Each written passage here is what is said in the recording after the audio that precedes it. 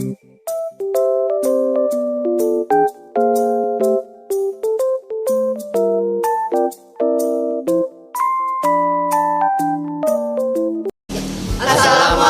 warahmatullahi wabarakatuh.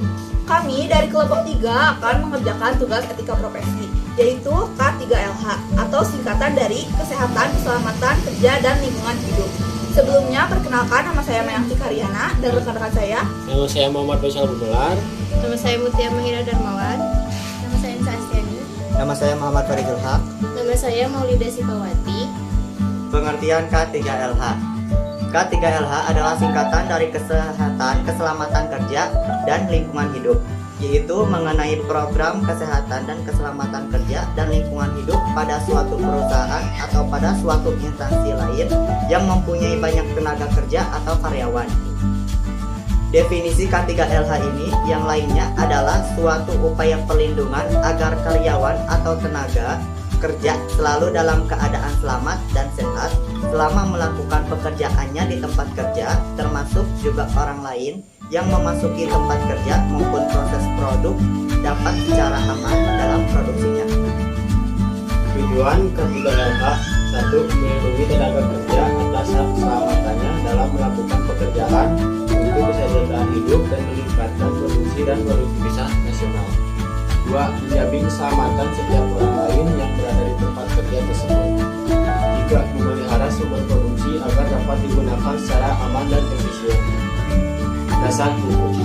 Undang-Undang Nomor 1 Tahun 1970 tentang Kesehatan dan Keselamatan Kerja yang diatur oleh undang-undang ini adalah keselamatan kerja dalam segala tempat kerja, baik di darat, di dalam tanah, di permukaan air, di dalam air maupun udara, yang berada di dalam wilayah kekuasaan hukum Republik Indonesia.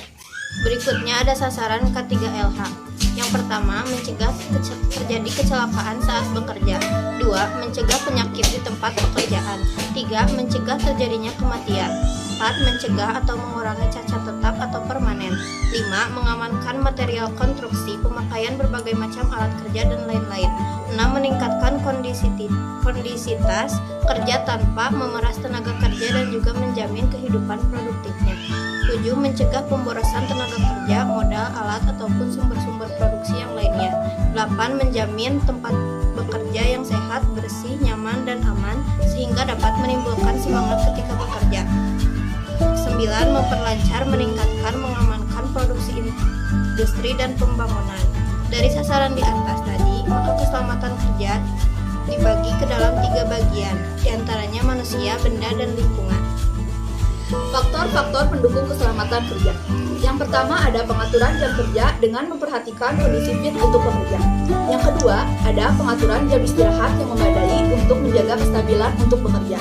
Yang ketiga ada pengaturan penggunaan peralatan kantor yang menjamin kesehatan kerja pekerja. Yang keempat, pengaturan sikap tubuh dan anggota badan yang efektif yang tidak menimbulkan gangguan ketika bekerja. Yang kelima, penyediaan sarana untuk melindungi keselamatan kerja pekerja. Yang keenam, kedisiplinan pekerja untuk menaati ketentuan penggunaan peralatan kerja dan perlindungan keselamatan kerja yang telah disediakan dan diatur dengan SOP atau Standard Operating Procedure yang telah ditetapkan. Kesehatan kerja. Kesehatan kerja yaitu suatu kondisi yang optimal atau maksimal dengan menunjukkan keadaan yang fit untuk mendukung terlaksananya kegiatan kerja dalam rangka menyelesaikan proses penyesuaian pekerjaan secara efektif. Faktor-faktor pendukung kesehatan kerja yaitu 1. Pola makan yang sehat dan bergizi. 2. Pola pengaturan jam kerja yang tidak mengganggu kesehatan pekerja. 3. Pola pengaturan istirahat yang cukup pada pekerja atau profesional. 4. Pola pengaturan tata cara sikap bekerja secara ergonomi. 5. Pola pengaturan lingkungan yang harmonis yang tidak mengganggu kejiwaan. 6. Pola pengaturan tata kerja sehat. 7. Pola pengaturan tata warna dinding dan perabotan yang tidak mengikuti kesehatan. 8. Pola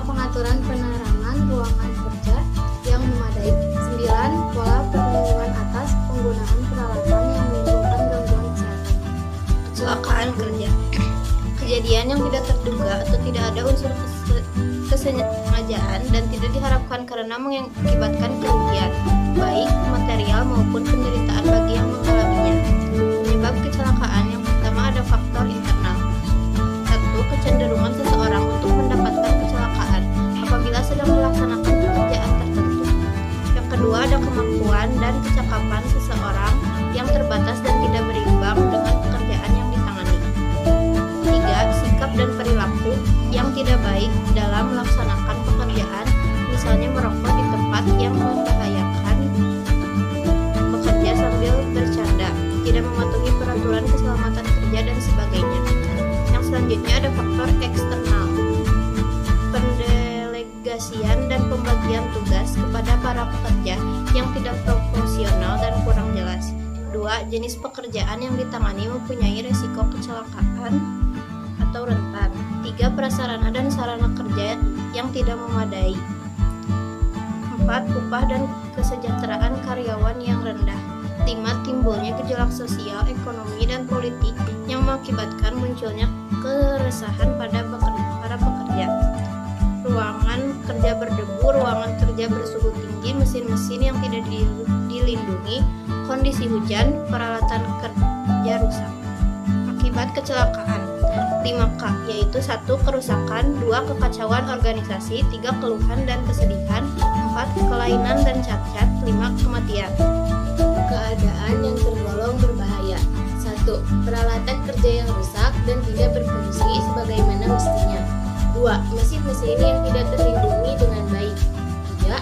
Tempat kerja yang membahayakan, berdebu, licin, becek, berminyak, panas, berbau menyengat, terlalu dingin, dan sebagainya. 4. Konstruksi atau instalasi pekerjaan yang tidak memenuhi syarat. Keadaan yang berbahaya. 1. Bekerja sembarangan tanpa mengindahkan ketentuan dan peraturan kesehatan keselamatan kerja. 2. Bekerja tanpa menggunakan baju atau menggunakan baju yang kedodoran. 3. Bekerja sambil bersenggau atau merokok. 4. Membuka dengan sengaja perlengkapan pelindung mesin dan instalasi pekerjaan yang membahayakan. Kecelakaan terhadap zat berbahaya. Yang pertama ada bahan eksplosif, yaitu bahan yang mudah meledak. Contohnya garam logam yang dapat meledak karena oksidasi diri tanpa pengaruh tertentu dari luar. Yang selanjutnya yaitu bahan-bahan yang mengoksidasi, yaitu bahan ini kayak 02, sehingga resiko kebakaran sangat tinggi. Yang ketiga yaitu bahan-bahan yang mudah terbakar, yaitu tingkat bahaya bahan-bahan ini ditentukan oleh titik. Yang keempat, bakarnya makin rendah, titik bakarnya makin berbahaya. Yang kelima, bahan beracun. Yang keenam, bahan korosif, meliputi asam alkali atau bahan lain yang menyebabkan kebakaran pada mol kulit yang tersentuh.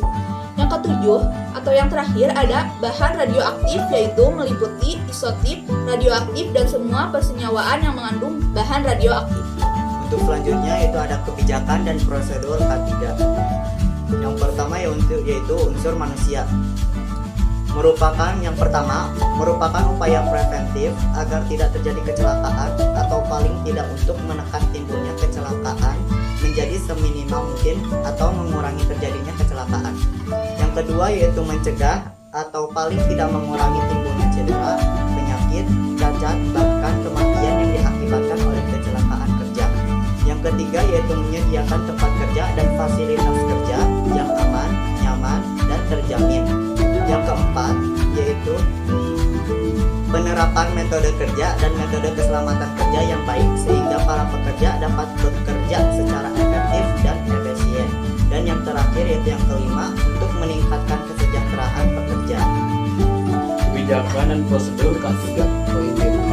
Unsur pekerjaan. 1. Mengamankan tempat kerja, peralatan kerja, material, bahan-bahan, konstruksi, instalasi pekerjaan, dan berbagai sumber daya lainnya. 2. Meningkatkan produktivitas pekerjaan dan menjamin kelangsungan produksinya. 3. Terwujudnya tempat kerja yang aman, nyaman, terjamin kelangsungannya.